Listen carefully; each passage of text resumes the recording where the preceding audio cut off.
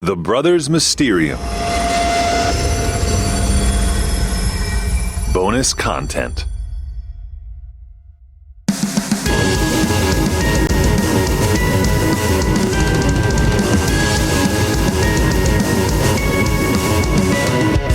Hello and welcome to the Brothers Mysterium bonus content.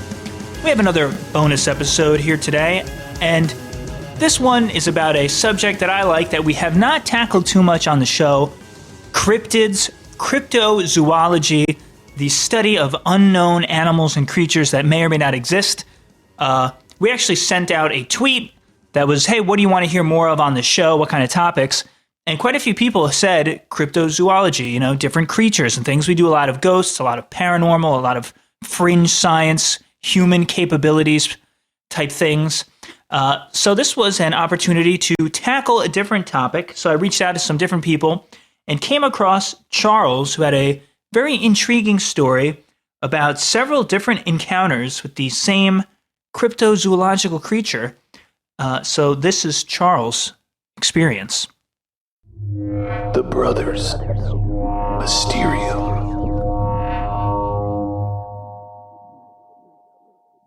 My name is Charles. I live in central Massachusetts in a town called North Brookfield, which is, I think, about 20 miles west of Worcester. This all started, I would say, in the late 80s.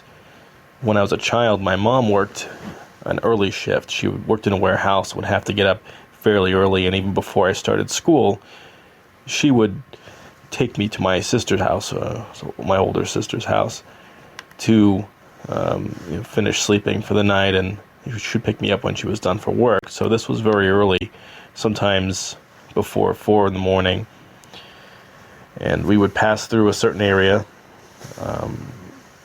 moderately wooded area that's backed up against the Audubon Sanctuary, and there's a sort of a swatch of land that contains all the major power lines that run through the region. There's nothing there. It's just state land as far as I know. But these roads run along it, sort of in the area of the old Millbury Street, Granite Street area, if you were familiar with the area. So when I was a child, I would spend time looking out the sides of the car as we would pass by, more time than I guess my mom would spend, because I would notice something kind of strange in some areas there. A lot of it seemed like small animals sort of fleeing the road when we would come up on them. You couldn't see much. Again, usually it was kind of hazy and dark. There were no street lights or of any kind there. And when I would mention it, she would dismiss it as rabbits or whatever else. I didn't question it at the time, but I did keep the memory with me of the basic way that they looked and moved, and that stayed with me and kind of threw some red flags up when I got older and I had seen rabbits firsthand, and these didn't seem to look much like like rabbits. I basically forgot all about this. That was the first time Charles had encountered these small, unknown creatures. Let's skip ahead a few years to when Charles gets his license and has his second encounter with the creatures on the same stretch of road. When I got my own license, this was maybe 15 years ago, maybe a little more like 18 now. I would pass through there. I still lived in that area before moving away. And on my way to my friend's house one night after work, as I was actually working a late shift at that time, I drove through, and I caught a glimpse of what I remembered seeing as a child. Having worked that late shift, I had seen a lot of animals flee the road. When they see the headlights coming, you learn to see what they look like and expect them because you don't want to hit them. It wasn't, the typical animal. Usually you would see a possum, a raccoon, maybe an occasional coyote or something. What I saw, though hard to make out, at the edge of the reach of my headlights was something, I guess you could say, almost running on if you were to run on your knees and hands, if you were to, or almost like when you see an ape running. Not quite the same. It did look closer to, it was a very fast animal. It wasn't something lumbering. These were small, and I did see a few of them, but they were definitely moving in. It was not a rabbit. It wasn't a possum scurrying along the ground, and it was very preemptive of the car. It wasn't waiting till it was in the headlights. They were moving, as I was coming up on them.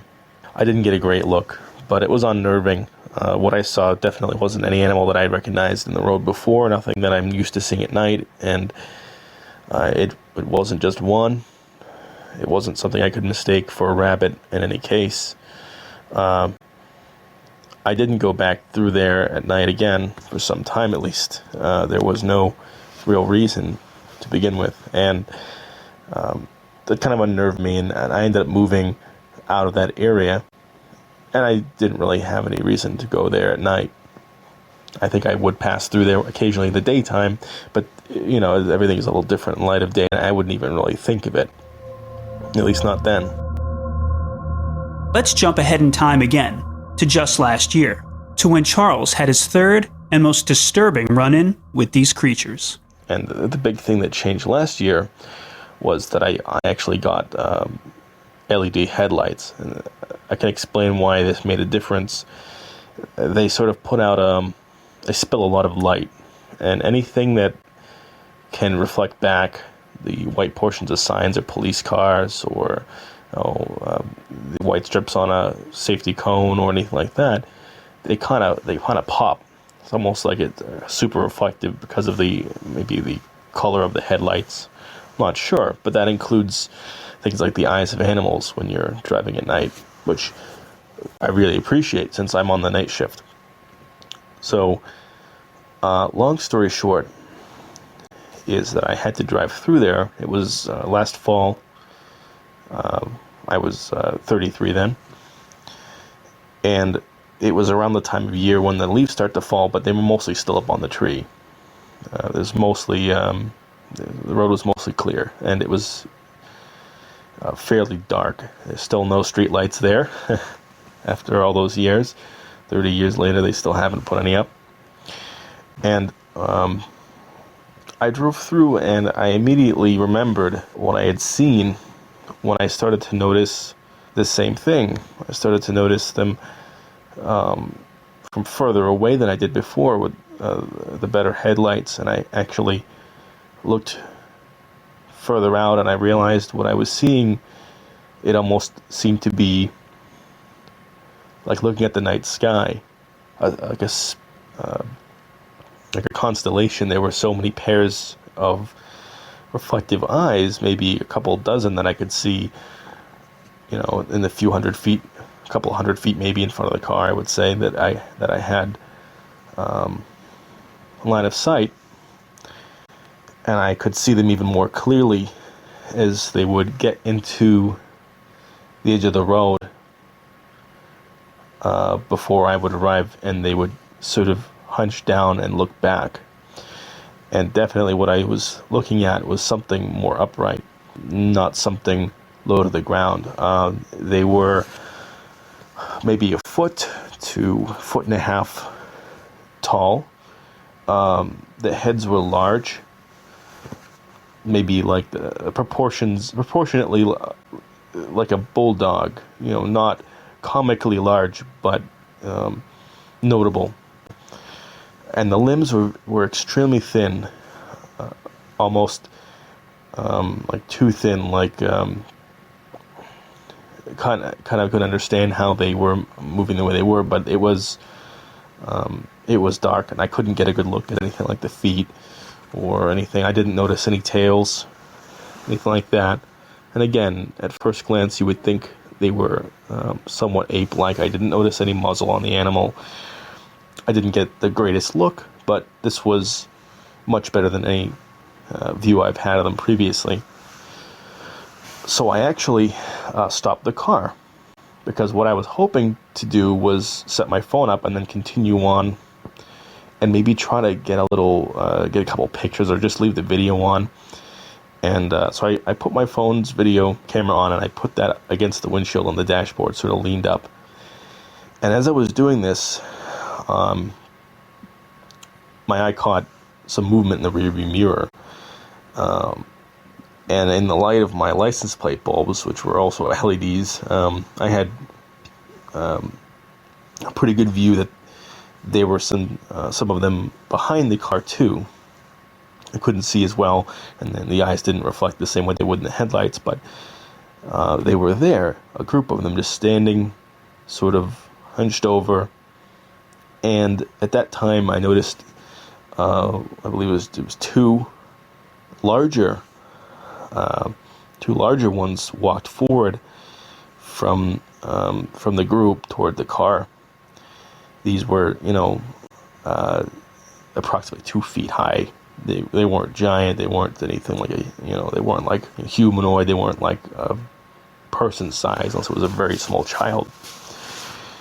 And at that time, I just took off. I put the car in drive and I drove. And that was Charles' final encounter with these unknown creatures. Now, as I stated in the introduction to this episode, I've always been fascinated with the concept that there could be animals that exist, even in modern times, that we're unaware of. And while many people have their doubts about Bigfoot and Loch Ness, there are many cryptids that turned out to actually exist. Bear in mind the Komodo dragon, platypus, kangaroo, mountain gorilla, manatee, and even the giant squid were all thought to be purely legends until they were discovered and proven to exist. We were intrigued by his account, so we asked Charles if he's ever gone back at night or in the daytime to look for any proof, tracks, or signs of life from these small creatures in that area. And I have not been back. I couldn't tell you what the chances are of finding any evidence of them. I've noticed some strange things in the area and the areas around there since then, driving through in the daytime.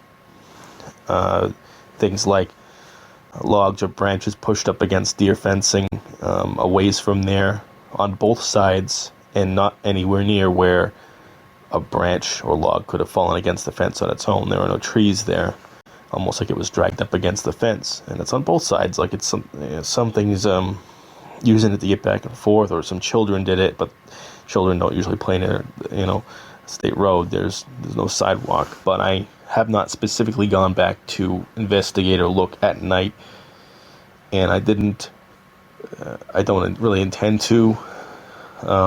I may go back if I can convince someone to go, maybe with me, or I would not mind pointing out to someone or giving a general idea of where these things would be if someone else wanted to go look for them.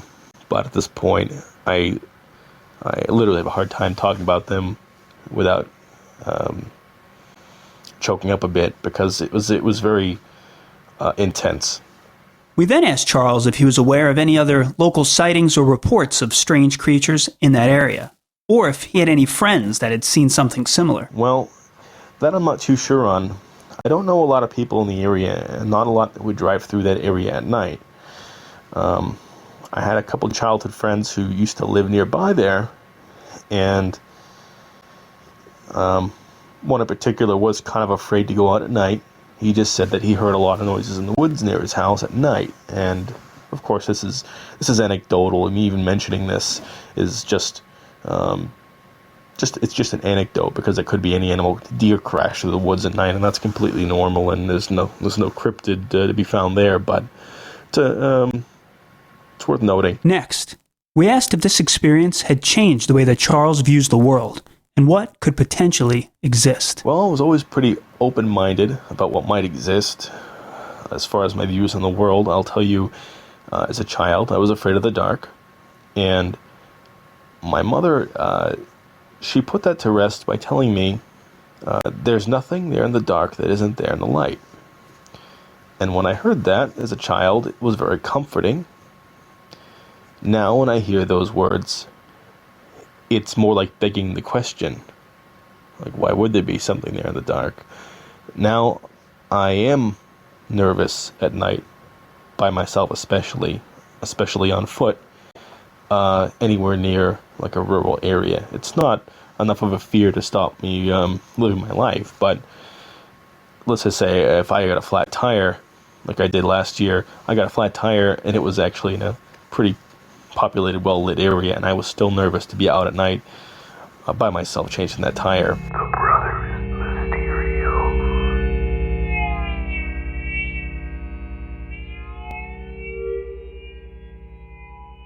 Okay, so that was Charles. We want to thank him for sharing his story. And it's cool because cryptids don't have to be famous like Bigfoot or Loch Ness Monster. They don't have to be big. They don't have to be scary. You know, this was a kind of a realistic telling of an experience with just a small, unknown creature. He witnessed it again and again throughout his life. We'll kind of break that down in a little bit. One thing I wanted to share is my own weird story of a creature of unknown origin. My sophomore or junior year of college, I had a night class. Afterwards, I got in my friend's car. I was in shotgun. We're pulling off campus to go to the house where we both lived. And as we are exiting towards the gate of the school, I see hopping about level to where like the car's window was, maybe 10 feet away from me in the grass. It looked like a mouse jumping, but it had big ears and it had long legs.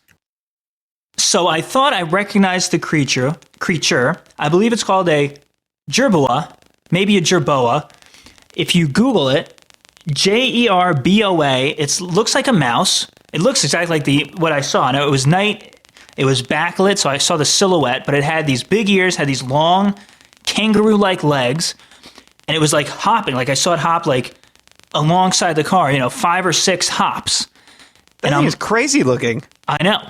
And I'm like, what the hell? I was like, what the But I've seen them before because I'm into like weird animals. I'm a zoo enthusiast. So I was like, what? Like I thought that thing was, they're not native to Poughkeepsie, New York. I'll say that. I asked people, like, yo, did you ever see like a little mouse type thing hopping around? Showed them the pictures of the jerboa. Nobody else ever saw it. Nobody said anything, but I know that I freaking saw it, man. Huh. Else it could have been. I don't think it could have been a regular mouse because I saw the long legs, I saw the huge ears, and it was hopping really high. It wasn't, mice will skitter around and jump a little bit, but they wouldn't just keep hopping and hopping. They're nocturnal. I just read that, so it makes sense you saw it at night. So I don't know if somebody had one as a pet and they escaped. I don't know if it was part of a study taking place at the college. I don't know. I was never able to find out what it was. That's awesome. I'm assuming that's what it was, but it was just a weird experience in my life. So I wanted to share that because this is probably the only time it's applicable. But, these weird little creatures can and quite possibly do exist. So now we'll jump from that back into the tales of Charles, who, he was a kid. And he said he saw, he's driving along with his mom early morning, looking out the window, and he sees these weird looking things. He says they move a little weird. They look a little weird.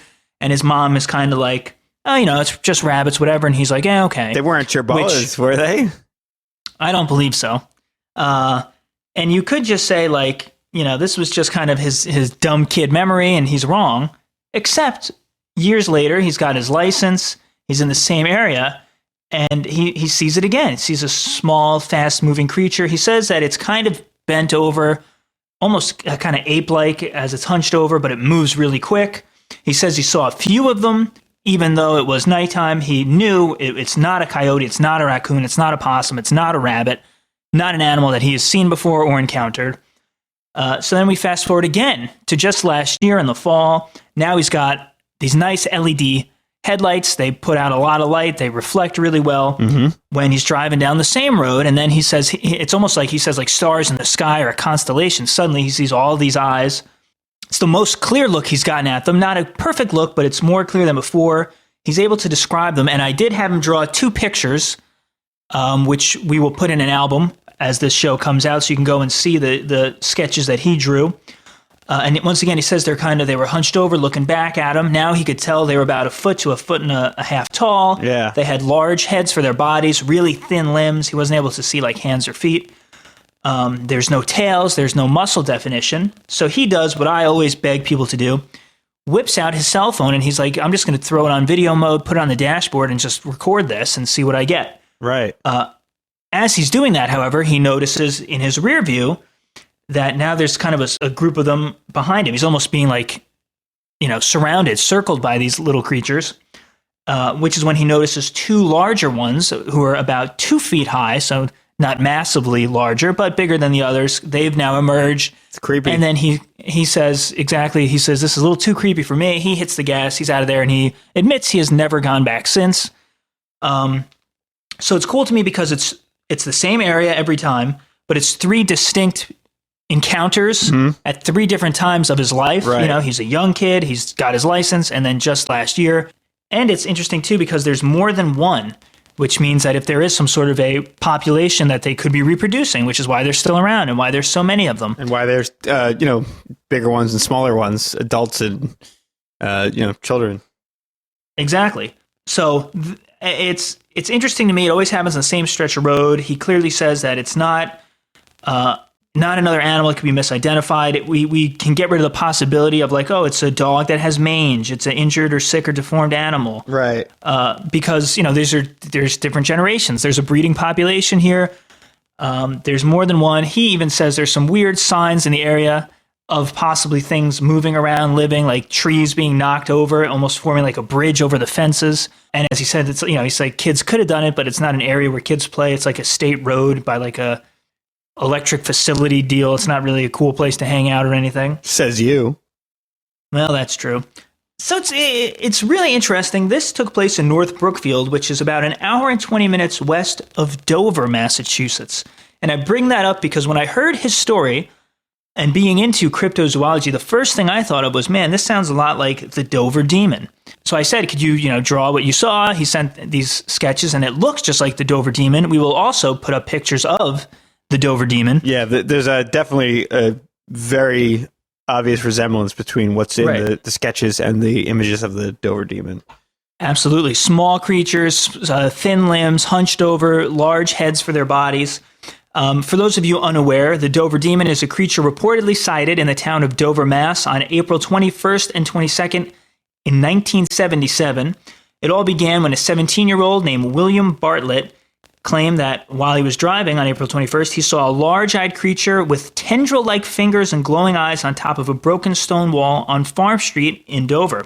15-year-old John Baxter reported seeing a similar creature in a heavily wooded area on Miller Hill Road the same evening.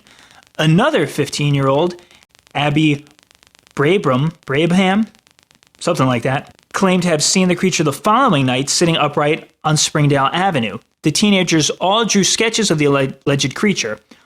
Bartlett wrote on his sketch, I, Bill Bartlett, swear on a stack of Bibles that I saw this creature. According to the Boston Globe, the locations of the sightings plotted on a map lay in a straight line over 2 miles. And some suggest that the creature may have been a fowl or a moose calf. Police told the Associated Press the creature reported to have been seen by these teenagers were probably nothing more than a school vacation hoax. The Dover demon went on to garner, worldwide attention. It's a really famous case, even though it's isolated. Some people say it's almost as famous as Bigfoot or Loch Ness. It's been written about in many books, many shows on it, discussing it, but 3 different sightings. It's interesting to me that, again, not only does it look like the demon, the Dover demon, it's not that far away, and it's, I don't know, 3 people saw the Dover demon. It's a well-known case. It's a little bit older. It's from the late 70s. I don't know if there's a connection or not, but it sparked something in my mind that these 2 incidents could be related. Thinking there could be a link between what Charles had seen and the Dover demon, we emailed him, asking him if he thought there was a possible connection. This shook me up a little bit. It turns out I didn't know anything about the Dover demon until I read this. I looked into it. Dover demon, I didn't even know it was referring to Dover, Massachusetts. I've heard the word Dover demon before, the phrase, discussed.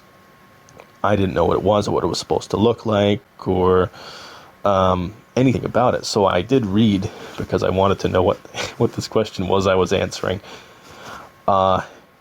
Oddly, there are some similarities. The Dover demon appears to be a larger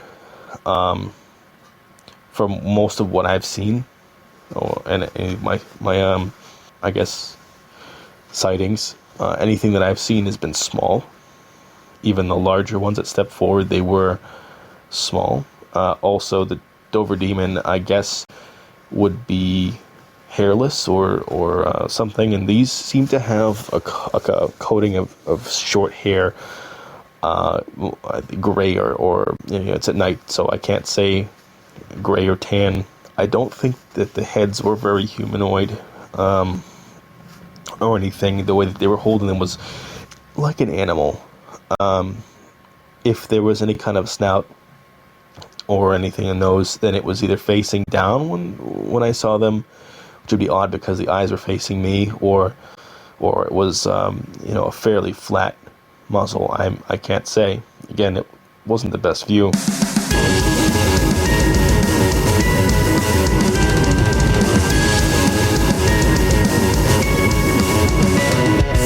So whether or not there is a link to the Dover Demon remains up in the air. What exactly Charles saw is also a mystery. Regardless, we want to thank Charles for sharing his story on the show.